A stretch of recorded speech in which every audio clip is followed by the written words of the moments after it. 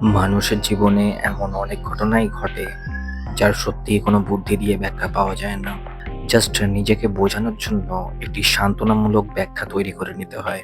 এবং এই ঘটনাগুলি আমরা আর ৫ জনের সাথে শেয়ার করতে গেলেও আমাদের ভাবতে হয় যে যদি আমি শেয়ার করি তাহলে কি কেউ আদৌ আমার কথা বিশ্বাস করবে? আর এই কারণবশতই আমরা এই ঘটনাগুলি কারোর সাথে শেয়ার করতে গেলেও ১০ বার ভাবতে থাকি। ঠিক এইরকম একটি ঘটনাই ঘটেছিল অমিত বাবুর নিজের মায়ের সাথে, যার কোনো ব্যাখ্যা উনি নিজেও পাননি। আপনি শুনছেন টেরর এফএম। আমি অর্পণ আছি আপনাদের সাথে। আজকের এই ঘটনাটি আমাদের সাথে শেয়ার করেছেন অমিত বাবু। ওনাকে জানাই অসংখ্য ধন্যবাদ এবং অভিনন্দন। আপনারা যারা এইরকম সব ঘটনা শুনতে পছন্দ করেন তারা এই চ্যানেলটিকে লাইক এবং সাবস্ক্রাইব করতে ভুলবেন না, কারণ এই রকম সব ঘটনা যাদের সাথে ঘটেছে আমি তাদেরই জবানবন্দিতে রেকর্ড করে থাকি। আজকের ঘটনা কেমন লাগলো তা কমেন্ট করে অবশ্যই জানাবেন।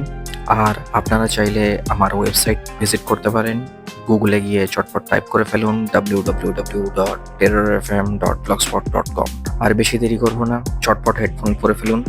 শুরু করছি আজকের এই টেরিফাইং একটি call recording. Tune in and turn up the fear. This is Terror FM. Hello. হ্যাঁ, নমস্কার অমিত দা, কেমন আছেন আপনি? হ্যাঁ নমস্কার, ভালো আছি। আপনি ভালো আছেন? এই তো চলে যাচ্ছে। তো ওকে। আশা করছি আপনি আমাদের চ্যানেলে একবার হলেও ভিজিট করেছেন। আপনাকে আমি লিংক শেয়ার করেছিলাম তো হোয়াটসঅ্যাপের মাধ্যমে। এবং আপনাকে আমাদের যে লাস্ট কথা হয়েছিল ফোন কলে, তখন আমি আপনাকে জানিয়েছিলাম যে আমাদের চ্যানেলটা সাধারণত মানুষের জীবনে ঘটে যাওয়া নানা রকম ভৌতিক ঘটনা আমরা তাদেরই জবানবন্দিতে রেকর্ড করে থাকি। তো আজকে যদি আপনার একটা ঘটনা আমি শুনছিলাম সেই দিনকে লাস্ট টাইম যখন কথা হয়েছিল, যে আপনার মায়ের জীবনে মনে হয় এই ঘটনাটা ঘটেছিল, যেটা আমি নিজেও যখন শুনছিলাম আমার নিজেরও যথেষ্ট ভয় লাগছিল। কাকিমার জীবনে যে ঘটনাটা আছে সেটা যদি আমাদের শ্রোতা বন্ধুদের সামনে তুলে ধরতেন। হ্যাঁ, অ্যাকচুয়ালি মানে আপনার সাথে তো আমি ছোট্ট করে একটু শেয়ার করেছিলাম এর আগে। আজকে সকল দর্শকের উদ্দেশ্যে এটাই বলবো যে এটা কোনো গল্প নয়। আমার বাড়িটা এক্সাক্ট তারকেশ্বরে, ঠিক আছে? তো আজ ঘটনাটা আমি বলবো, এটা আমার মানে কোনোভাবেই গল্প না, মানে আমার আজ থেকে প্রায় ৩ বছর আগে ঘটে যাওয়া আমার সাথে এবং আমার ফ্যামিলির সাথে একটা খুব দুঃখজনক ঘটনা, সেটাই আপনাদের সাথে শেয়ার করবো আজকে। তো আমাদের বাড়িটা যেটা, সেটা না অনেকটা এরিয়া, মানে অনেক বড় বাউন্ডারি দিয়ে বড় ঘেরার মধ্যে আমার বাড়িটা। তো আমার বাবার খুব শখ ছিল প্রচুর গাছের, তো বিভিন্ন রকমের গাছ, ফল গাছ, ফুল গাছ, সমস্ত রকমের গাছ আমার বাড়িতে আছে। তো ফলেরও খুব সুন্দর সুন্দর গাছ আছে, আম, কাঁঠাল, আতা, সমস্ত রকমের গাছ আছে, কাঁঠাল এরকমই। তো আজকে যে ঘটনাটা হচ্ছে সেটা ৩ বছর আগের কথা। তো আমার বাড়িতে একটা খুব সুন্দর কাঁঠাল গাছ ছিল। তো এবং গাছটি যথেষ্ট ভালো, প্রচুর পরিমাণে ফল হতো। আর গাছটা খুব ভালো একটা নার্সারি থেকেই কেনা হয়েছিল এবং এত ফল হতো, খুব ভালো জাতের একটা কাঁঠাল গাছ ছিল। তো আমরা হঠাৎ করে যখন লক্ষ্য করলাম গাছটা কিছু কারণ ছাড়াই হঠাৎ করে দেখলাম মানে উপর থেকে শুকাতে শুরু করলো। আস্তে আস্তে আস্তে আস্তে গোটা গাছটা একটু একটু একটু একটু করে পুরো শুকিয়ে যেতে লাগলো, আর পাতাগুলো ঝরে ঝরে ঝরে ঝরে যেমন ভাবে একটা গাছ মরে যায়। নর্মালি অত বড় গাছ কিন্তু ওইভাবে চট করে মারা যায় না, কারণ আমরা যেটা দেখি কোন একটা পোকার আক্রমণ বা ঝড় ঝাপটা এইভাবে হয়তো নষ্ট হয়ে যেতে পারে, কিন্তু চট করে এইভাবে নষ্ট হয়ে যেতে যায় না। তো যাই হোক, সেইভাবে গাছটা যখন শুকিয়ে গেল তখন শুকনো গাছ তো আর বাড়িতে রাখা যাবে না, তার জন্য গাছ যারা কাটে তাদেরকে ডাকা হলো, গাছটাকে কাটা হলো। তো ওরা নিজেরাও দেখে একটুখানি কনফিউজ হয়ে গেল যে গাছটা কি কারণে এরকম ভাবে মারা গেল, কারণ কাটার পরে তো ভিতরটা অংশটা দেখা যায়, কিন্তু সেখানে কোনো রকম পোকা বা কোনো রকম কিছু ওরাও দেখতে পেল না। তো যথারীতি ওনারাও ভাবছেন যে কিভাবে গাছটা মারা গেল হঠাৎ করে। তো নর্মালি যাই হোক, আমরা ওটা মানলাম যে যে কোনো জিনিস তো একটা হতেই পারে, যে কোনো কারো সবকিছুরই যে কারণ থাকবে এমন তো না, অন্য কোনো কারণে হয়তো সেটা আমাদের চোখে ধরা পড়ছে না, কোনো কারণে হয়তো গাছটা মারা যেতেই পারে। তো যাই হোক, সেটা মানা হলো, গাছটাকে কেটে পরিষ্কার করে নেওয়া হলো। তো ঠিক তার আবার কিছুদিন পরে, মোটামুটি ৩-৪ মাস কি ৫ মাস পর হবে, আরেকটি গাছ তার পাশেই ছিল, একটা 12 মাসে আম গাছ ছিল, মানে সারা বছরই প্রায় কম বেশি আম ওটাতে হয়ে থাকতো। এবং এতটাই সুন্দর গাছটা ছিল, মানে আমার বাড়িতে কেউ এলে বা রাস্তা দিয়ে কেউ গেলে মানে প্রত্যেকের নজর কিন্তু ওই আম গাছটার দিকে যেত। মানে খুব লোভনীয় একটা জিনিস ছিল, সারা বছরই কম বেশি হয়েই থাকতো আম। তো তারপরে লক্ষ্য করলাম ওই 4-5 মাস পর থেকে ওই আম গাছটাও সেম যেমন কাঁঠাল গাছটা হতে শুরু করেছিল, ঠিক ওই গাছের পাতাকা থেকে একদম মগডাল থেকে শুরু হলো, আস্তে আস্তে আস্তে আস্তে শুকাতে শুরু করলো। তো যথারীতি তখন একটুখানি লাগলো যে এই কাঁঠাল গাছটা হয়ে গেল, আবার এই আম গাছটাও সেম প্রবলেম হলো, মানে ঠিক ওই একরকম ভাবে, মানে উপর থেকে পাতা ঝরে ঝরে পড়ছে, ডালটা শুকিয়ে যাচ্ছে, আস্তে আস্তে এদিক থেকেও শুকাচ্ছি, গোটা গাছটা মোটামুটি পুরো গাছটা শেষ হতে হয়তো 1-1.5 মাস এরকম সময় লেগেছে, 2 মাস মতো সময় লেগেছে। পুরো গাছটা মারা গেল। তো যথারীতি খুব মন খারাপ হয়ে গেছিল, কারণ অত শখের গাছ ছিল বাবার, যে গাছ দুটো গাছই এরকম ভাবে মারা গেল। তো যাই হোক, সেটার ক্ষেত্রেও যখন কাটার লোকেদেরকে ডেকে নিয়ে গাছটাকে কাটা হলো, তারাও দেখে বললো এটাতেও তো কোনো পোকা টোকা কিচ্ছু নেই, কি কারণে মারা গেল বুঝে উঠতে পারলাম না। যাই হোক, সেটাকেও মেনে নেওয়া হলো। তারপর শুরু হলো আসল ঘটনা। ঠিক ওই রকম হয়ে যাওয়ার কিছু মানে হয়তো 15 দিন বা 1 মাস পর থেকে আমার মায়ের মধ্যে না বেশ কিছু মানে অন্যরকম কিছু লক্ষ্য করতে শুরু করলাম। মায়ের মানে চাল চলন, কথাবার্তার ভঙ্গিমা, সমস্ত কিছু একটা চেঞ্জেস। আমার মা এমনি খুব স্মার্ট মহিলা ছিলেন, কারণ আমার বাবা কাজের সূত্রে বাইরে থাকতেন, তো আমাদেরকে ছোট থেকে বড় করা সমস্ত কিছুই আমার মাই সবকিছু ছিলেন। কিন্তু সেই মা হঠাৎ করে দেখলাম না খুব চুপচাপ প্রকৃতির হয়ে গেল, মানে নিজের মধ্যে একটা থাকতে শুরু করলো, একটা নিজের জগৎ। মানে সব থেকে মা ভালোবাসতেন যে জিনিসটা, সেটা হচ্ছে আমার মায়ের ঠাকুর ঘর আর টিভি বিভিন্ন প্রোগ্রাম। প্রথমে লক্ষ্য করলাম, আমরা নোটিস করলাম যে ঠাকুর ঘরে যাওয়াটা না আস্তে আস্তে বন্ধ করতে শুরু করলো, যেতে চাইতো না, আমি পুজো করবো না, কিছু করবো না, এরকম একটা ব্যাপার। ওইটা মানে আমরা প্রথমে অবাক হয়ে গেছিলাম প্রত্যেকেই, যে মায়ের সব থেকে প্রিয় জায়গা হচ্ছে ঠাকুর ঘর, কিন্তু প্রথমে কেন ওখানে যেতে চাইছে না বুঝতে পারতাম না। টিভি যখন চলতো, টিভির প্রতি প্রচন্ড একটা ছিল, বাংলার যে সমস্ত সিরিয়াল গুলো হতো, কিন্তু আস্তে আস্তে দেখলাম সেটার প্রতিও একটা এসে গেল। একা অন্ধকারের মধ্যে চুপচাপ বসে থাকতো, স্টিল চোখের পাতা পড়তো না, চুপচাপ ভাবে বসে থাকতো। এবার আমরা প্রথম একটুখানি হতাম, আমরা মাকে বোঝানোর চেষ্টা করতাম, তুমি এরকম করছো কেন, তোমার কথাবার্তা একটু অ্যাবনর্মালিটি আসছে। তো তারপরে আস্তে আস্তে ও মানে মায়ের আচরণটা সম্পূর্ণ পাল্টে যেতে শুরু করলো। এবার যখনই রাত্রি হতো না, তখন মা অন্যরকম একটা হয়ে যেত, মানে মায়ের মধ্যে যেন একটা অন্যরকম শক্তি কাজ করতো। নর্মালি হ্যাঁ, সেটা হচ্ছে যে মানে মানে তাকে মানে তার মধ্যে মানে সেই বাড়ি থেকে একটা বেরিয়ে যাওয়ার একটা টেন্ডেন্সি, ঠিক আছে?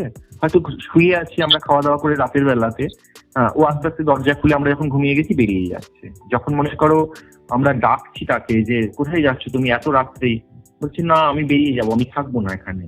এবং তার চোখের দৃষ্টি এবং সবকিছু একটা অন্যরকম। এবার আমরা যখন জোর করে হাত ধরে চেপে ধরছি, না এত রাত্রে কেন বাইরে যাচ্ছ, তখন তার মধ্যে একটা অদ্ভুত রকমের শক্তি, যে শক্তিটা একটা মহিলার মধ্যে তো কখনোই থাকা উচিত নয়, ইনফ্যাক্ট হয়তো একটা পুরুষের মধ্যেও থাকতে পারে না, এতটা শক্তি।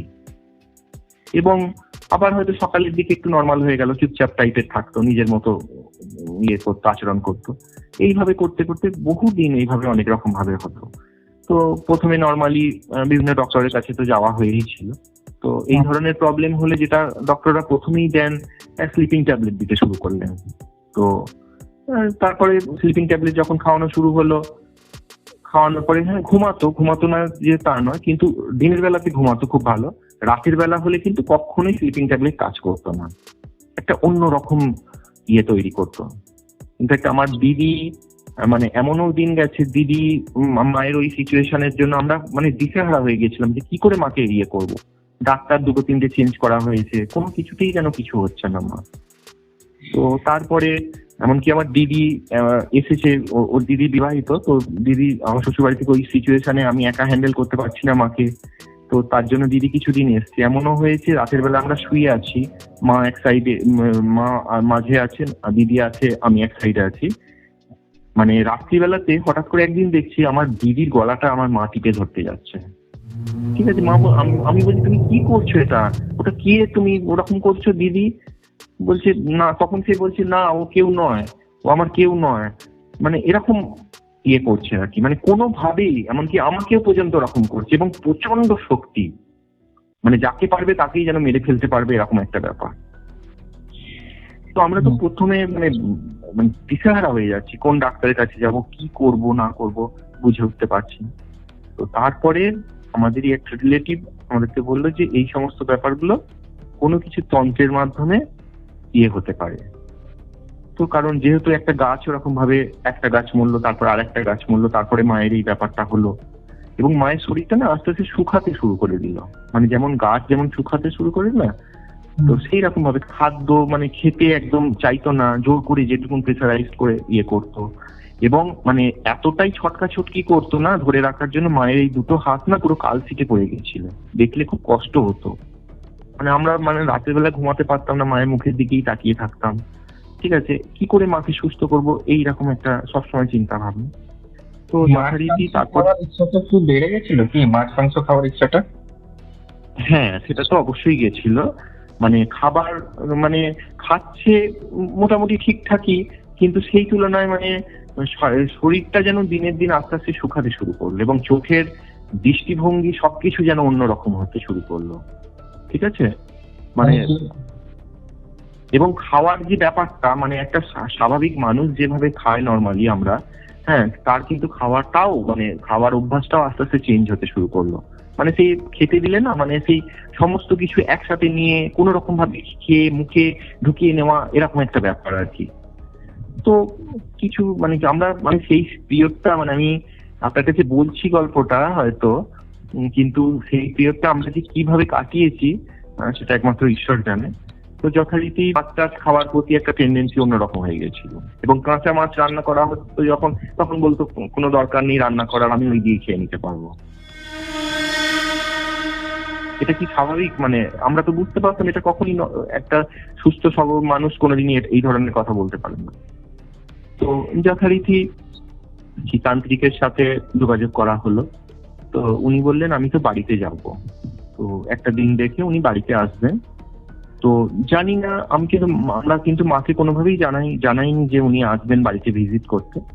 তো কিন্তু মায়ের যেদিনকে উনি আসবেন আর কি, বিকালবেলায় উনি এসেছিলেন, তো দুপুরের পর থেকে মায়ের মধ্যে একটা অন্যরকম চেঞ্জেস দেখা গেল, মানে আরো বেশি যেন রিয়েক্ট করতে শুরু করেছেন, এবং আরো বেশি একদম হাইপার হয়ে গেছেন। তো এরকম একটা সিচুয়েশনে তো যথারীতি উনি এলেন। উনি যখন আসছেন তখন মানে মায়ের ইয়েটা না, যখন রাস্তা দিয়ে উনি আসছেন তখনই যেন ওনাকে দেখে অন্যরকম একটা ব্যাপার করছেন। তো তারপরে উনি সমস্ত কিছু দেখলেন,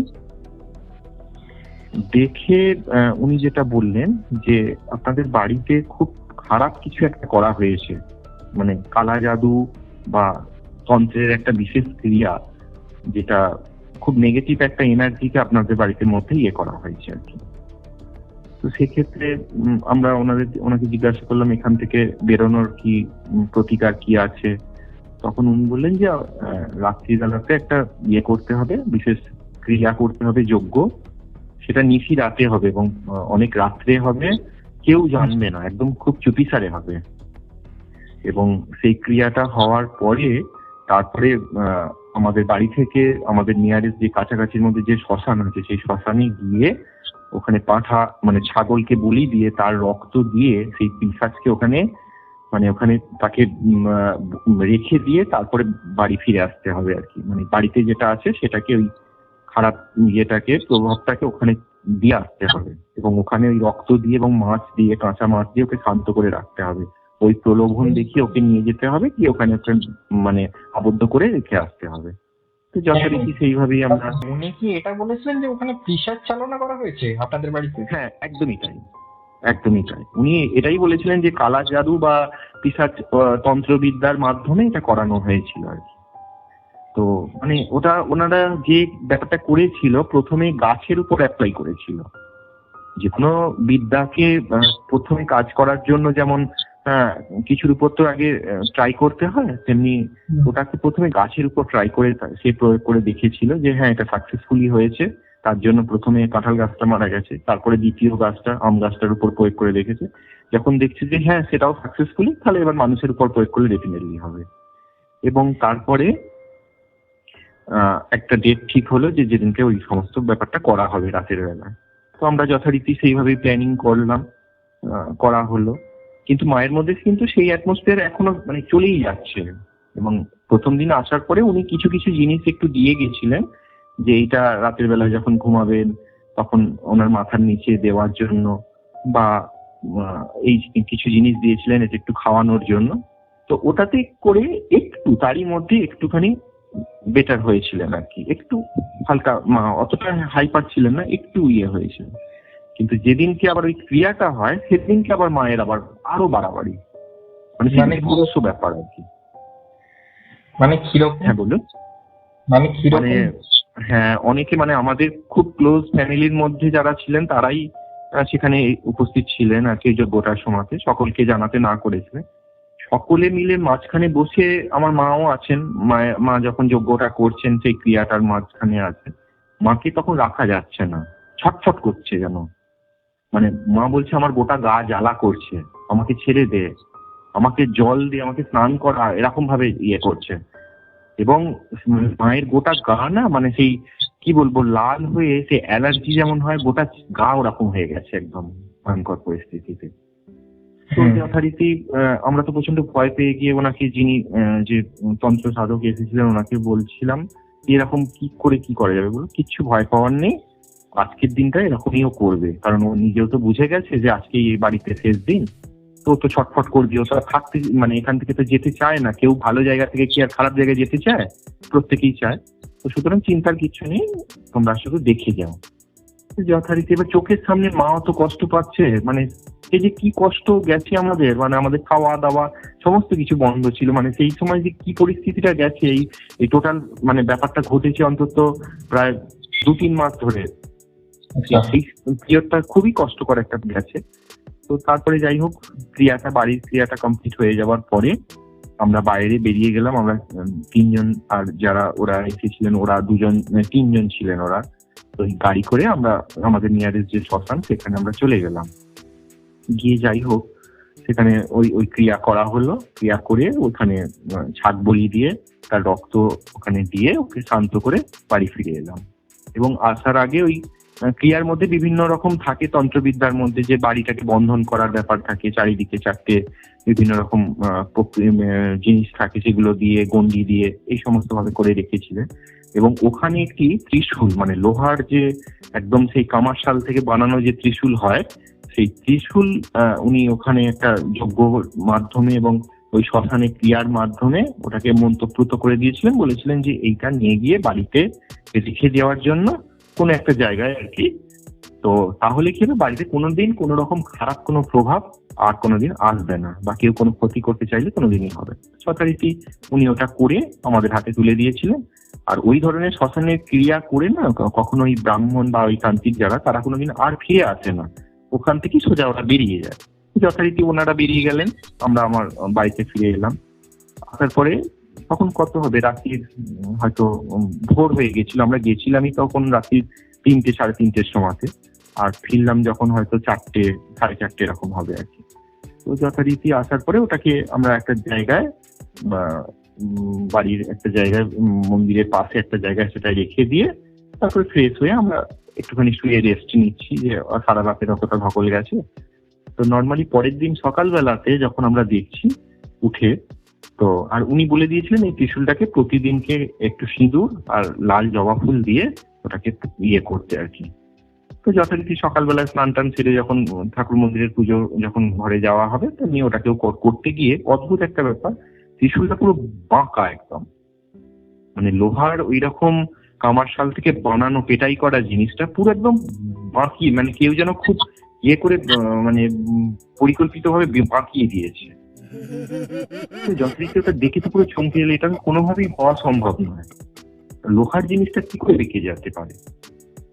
তো যথারীতি আমরা আবার সেই গুরুদেবকে, মানে আমাদের যিনি ওই ক্রিয়া কাজ করেছিলেন আর কি, ওনাকে আবার ফোন করলাম যে এরকম একটা প্রবলেম হয়ে গেছে, এরকম দেখছি, এরকম যখন নিয়ে এলাম তখন ঠিকঠাক একদম বাড়িতে রাখার পরে রাতের বেলায় দেখছি, মানে ভোরবেলা সকালে উঠে দেখছি এরকম হয়ে গেছে। তখন উনি একটা কথাই বললেন, কিছু ভয় পাওয়ার নেই, অ্যাকচুয়ালি তোমার বাড়িতে যে খারাপ প্রভাবটা ছিল সেটা যে বেরিয়ে গেছে তার একটা জানান তো সে দিয়ে যায়, সেই হিসাবে এটা জানান দিয়ে দিয়েছিল। এবং দেখো আর কিছুদিনের মধ্যে সবকিছু ঠিক হয়ে যাবে। এবং সেইভাবে আমরা ওর কথা মতো ভাবে ইয়ে করলাম, এবং ওই ক্রিয়াটা করার পরের দিন থেকেই না মানে খুব ভালো আমি বুঝতে পারলাম মায়ের মধ্যে একটা অন্য পরিবর্তন। মা এত ঘুমাতে শুরু করলো, হ্যাঁ মানে উইদাউট মেডিসিন ছাড়া মা প্রায় 2 দিন মতো পুরো ঘুমিয়েছিল স্টিল।